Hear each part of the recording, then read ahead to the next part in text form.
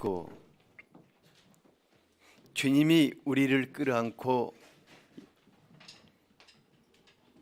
장사 지낸 바 되으셨고 주님이 우리를 살리시기 위해서 부활하신 것을 감사합니다. 우리에게 부활절을 허락하신 것을 감사합니다. 부활하신 주님, 오늘 이 시간 이곳에 성령 하나님으로 감사하시고 부활하신 예수님 큰 감동 속에 임하시옵소서. 주님이 우리의 생명이 되실 뿐만 아니라 주님이 우리와 우리의 삶 속에 영광이 되시옵소서.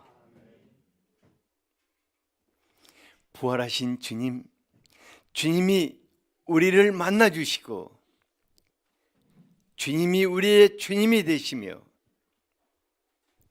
주님이 우리에게 날마다 나타나실 때에 우리가 살 수 있는 줄 믿습니다.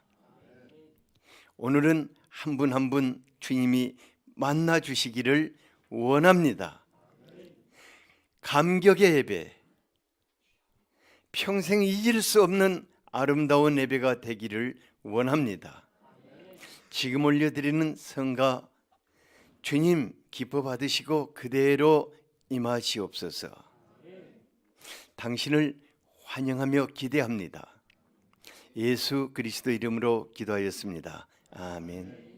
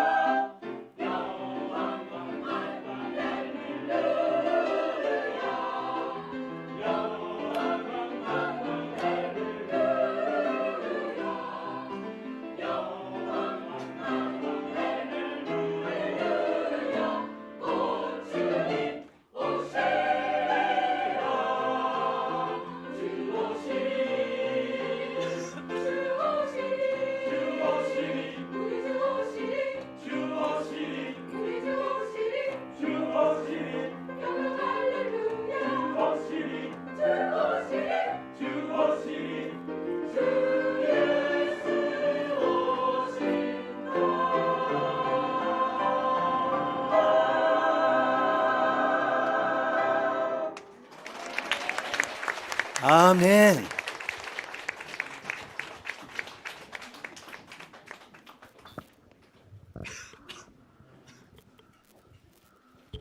오늘의 말씀입니다. 요한복음 20장 11절에서 23절입니다. 다 함께 읽겠습니다.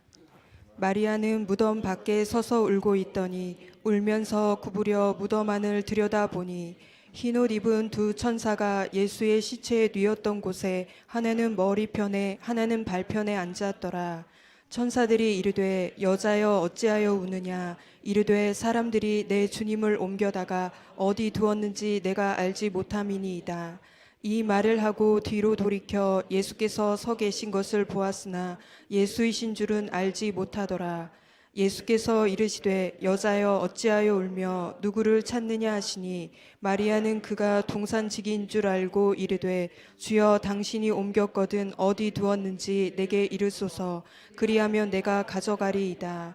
예수께서 마리아야 하시거늘 마리아가 돌이켜 히브리 말로 라보니 하니 이는 선생님이라는 말이라.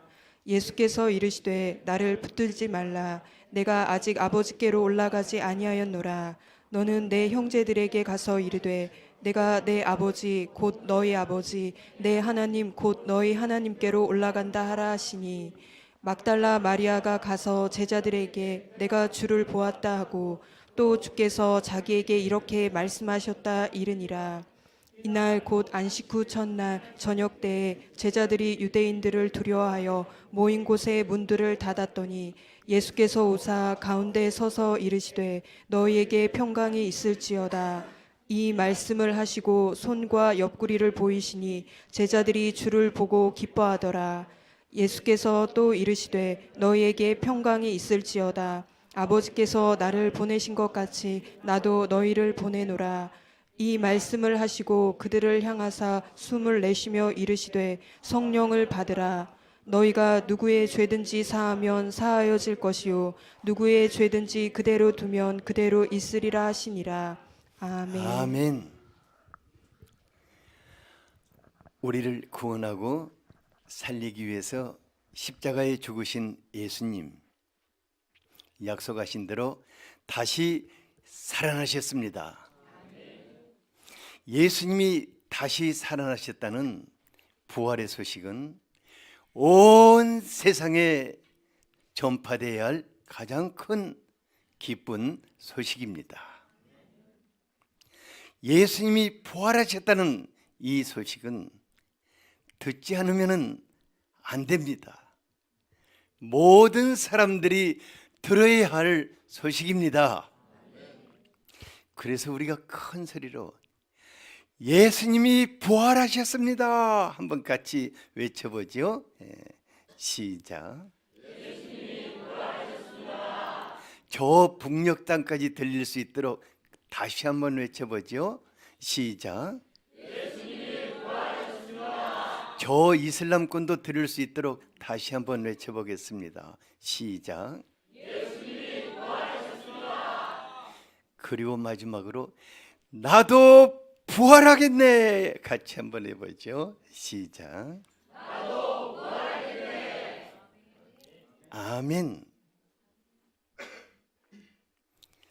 지난 한 주 동안 고난주간 보내고 오늘 부활절 예배를 드리고 거의 대부분의 사람들이 이제 끝났다고 생각합니다.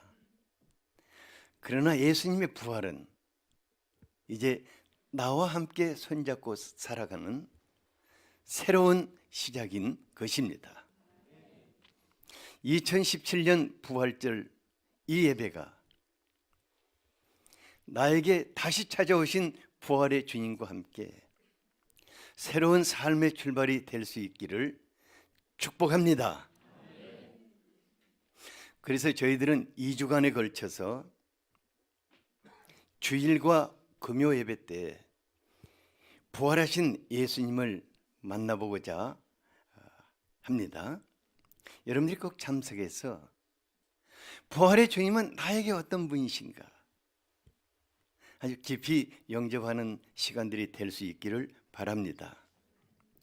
오늘은 부활하신 예수님께서 예수님의 죽음으로 인해서 삶이 완전히 무너져 버린, 그리고 슬픔과 두려움과 불신에 빠져서 허우적거리고 있는 제자들을 만나주신 사건입니다.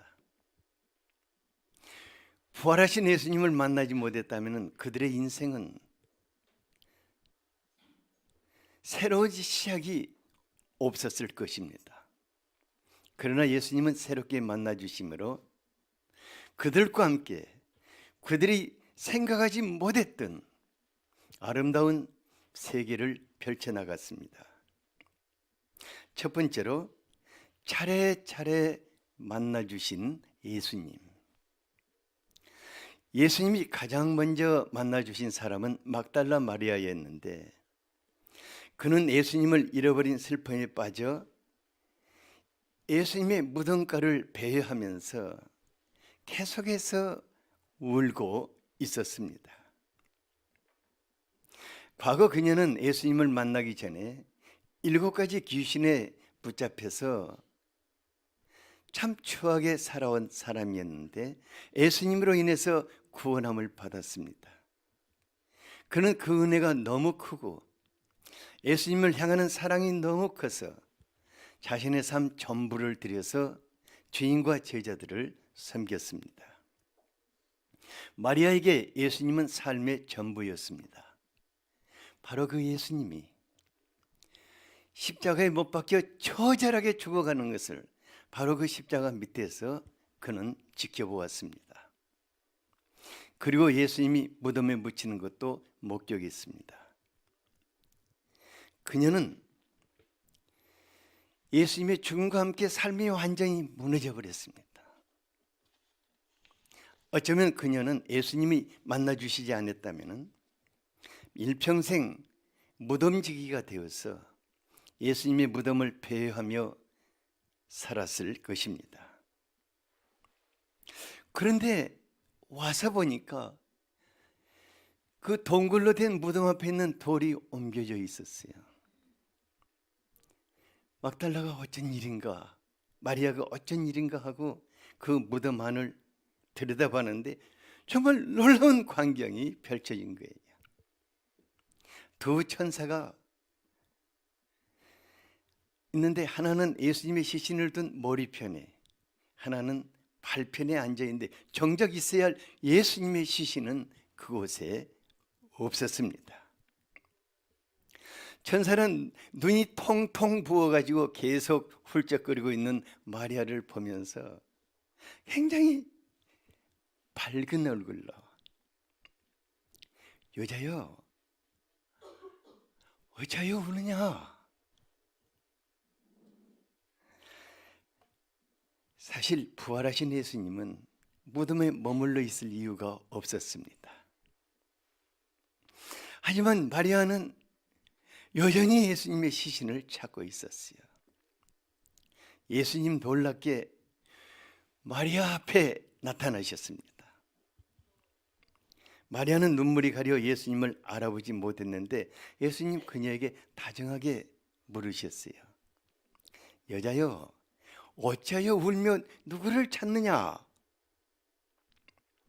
슬픔에 잠긴 마리아가 예수님의 목소리도 못 알아봤어요. 그리고 동산지기인 줄 알고 예수님의 시신을 어디다 옮겨놨으면 좀 가르쳐 달라고 애원을 했습니다. 예수님 그녀를 바라보시며 다정하게 이름을 불러주셨어요. 마리아야, 마리아야. 마리아가 깜짝 놀랐습니다.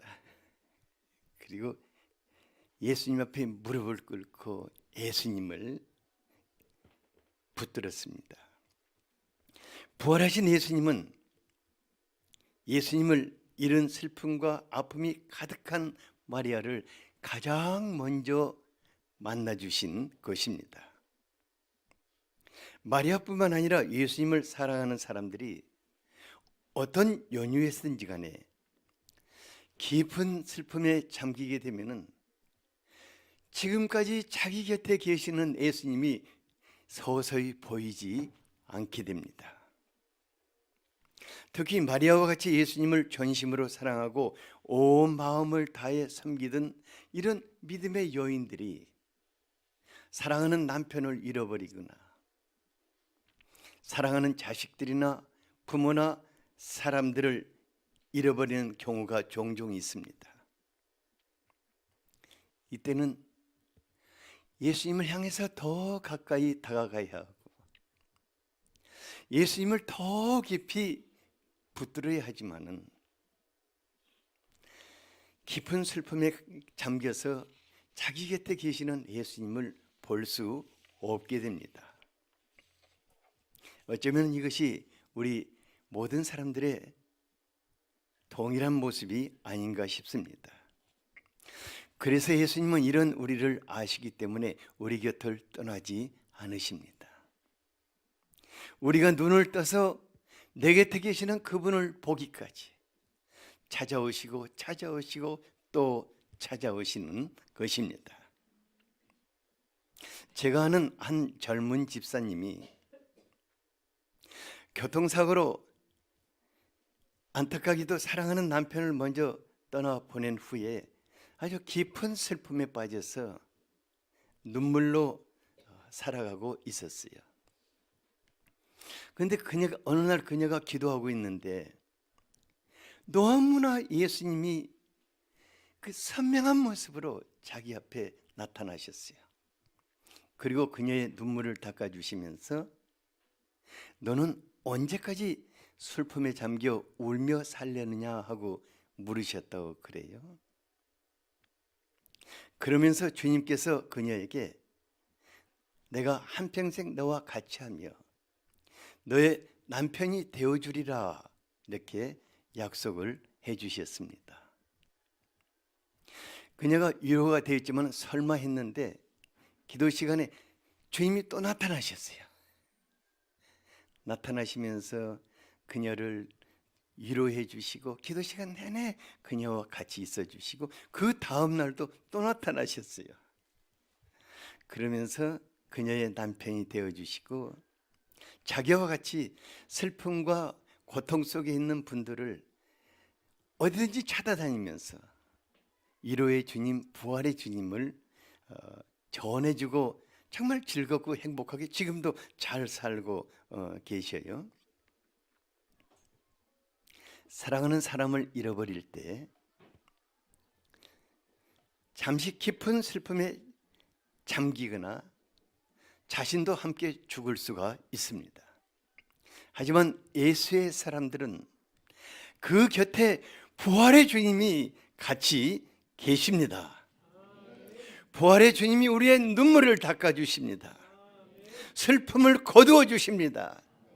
영원한 위로자가 되어 주십니다. 남편의 자리에 주님이 계십니다. 아내의 자리에 주님이 계십니다. 자식의 자리에 주님이 계십니다. 내가 사랑했던 그 빈 자리에 주님이 같이 계시는 것입니다. 그리고 주님이 일평생 우리의 위로자가 되시며 우리의 삶을 함께 살아주시는 것입니다. 그래서 부활의 주님이 우리를 만나주시는 것입니다. 막달라 마리아를 만나주신 예수님은 이번에는 제자들을 찾아가셨습니다. 19절에 보니까 부활하신 예수님이 먼저 마리아를 제자들에게 보내신 후에 저녁 무렵에 가셨는데 그때가 마치 저녁 식사 시간이었어요. 그들은 모인 집에 모든 문을 잠그고 그래도 살아야 하기 때문에 먹으면서 덜덜덜덜 떨고 있었어요. 이들을 보시는 예수님의 마음이 어떠하셨을까? 예수님이 다시 살아야 한다는 말씀을 여러 차례 하셨고 또 마리아까지 보내셔서 내가 부활했다는 것을 말씀하셨지만 아무도 그것을 믿으려 하지도 않고 기대하지도 않았습니다. 하지만 예수님 그들에게 나타나셨습니다. 예수님이 갑자기 문이 다 잠겨졌는데 슉 하고 그들 가운데 쓰셨어요. 제자들이 얼마나 놀랐겠어요? 그들 대부분은 예수 유령이 나타난 줄 알고 유령이야 하고 비명을 질렀을 것입니다. 예수님은 그들을 진정시키시면서 너희에게 평안이 있을지어다. 그리고 믿으려 하지 않으니까 그들에게 못 박힌 이 손의 못자국도 보여주시고 옆구리를 들쳐서 창자국도 보여주셨습니다. 그래도 그들 앞에 예수님이 계셨지만 믿지를 않았어요. 그래서 바로 식사 시간일 때 그 구운 고기 생선 토막 하나 가져오라고 그랬어요. 그 생선 토막 갖다 예수님 거기서 오지직을 씹어서 드셨어요. 부활하신 예수님은 시공을 초월하여 계시는 분이십니다. 언제나 같이 계시는 분이십니다. 부활하신 예수님은 우리에게 보이시다가도 사라지시지만은 항상 그곳에 같이 계시는 분이십니다. 여러분들 기뻐하세요. 왜냐하면 부활의 날에는 여러분들도 바로 그와 같이 예수님과 같은 모습으로 부활하게 될 것입니다. 옆에 분에게 부활의 날 당신은 예수님과 같은 모습이 될 것입니다.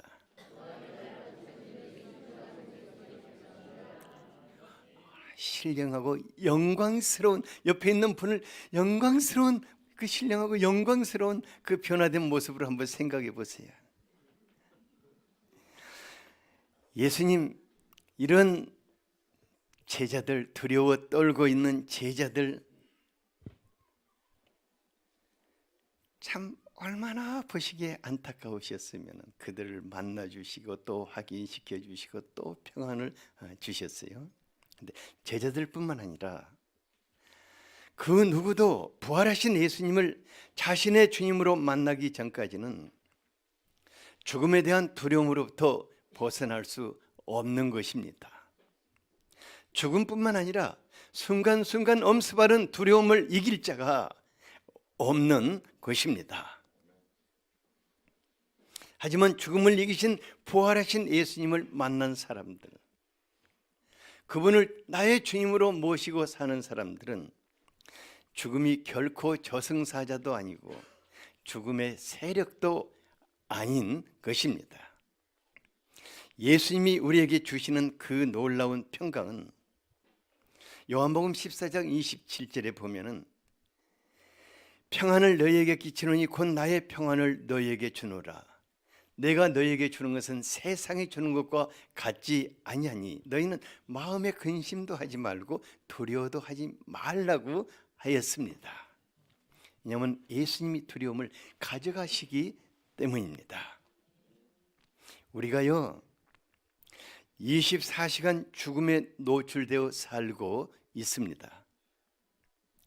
건강하게 살던 사람이 어느 날 갑자기 그냥 암 말기 판정을 받고 얼마 못 산 사형 선고를 받는가 하면은 온종일 회사에서 같이 근무하던 분이 그냥 퇴근하다가 교통사고로 죽었다는 소식을 다음 날에 듣게 돼요. 뭐 매일매일 죽었다는 소식을 얼마나 많이 듣는지 모르고 있어요. 자연재해나 뭐 대형 사고나 요즘 각 나라에서 뭐 테러로 수많은 사람들이 죽어가고 있어요. 죽음이 우리에게서 멀지 않습니다. 우리가 날마다 죽음에 포위되어 살고 있습니다. 하지만 부활하신 주님이 나와 같이 계신다는 사실을 믿는 사람들은 죽음을 두려워하지 않습니다. 우리가 죽고 사는 것이 질병이나 재난에 있는 것이 아닙니다. 생명의 주 예수께 있습니다. 우리가 사는 것도 예수께 있습니다. 주님이 우리를 데려가시지 않는다면 그 누구도 우리를 건들 수 없는 것입니다.